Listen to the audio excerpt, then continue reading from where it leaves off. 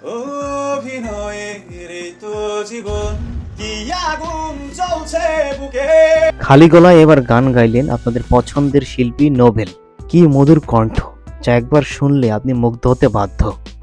গানের প্রথমে লিরিক্স ছিল এমনটা, অভিনয়ের এই তো জীবন, যাচ্ছি চলে অস্ত্র জলে। যাই হোক, আমি তার মতো হয়তো গানটা গাইতে পারবো না সেভাবে। খালি গলায় একদম অস্থির একটা গান গাইলেন নোবেল।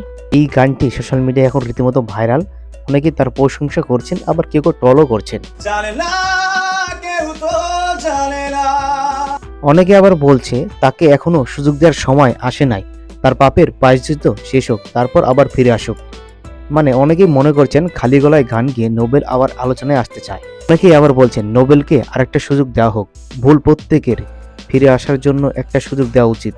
অনেকে আবার তার এই গান শুনে মুগ্ধ হয়েছেন। অনেকে বলছেন নোবেল, তুমি তোমার দেহ এবং সৌন্দর্যের একই হাল করেছো, দয়া করে ফিরে এসো স্বাভাবিক জীবনে।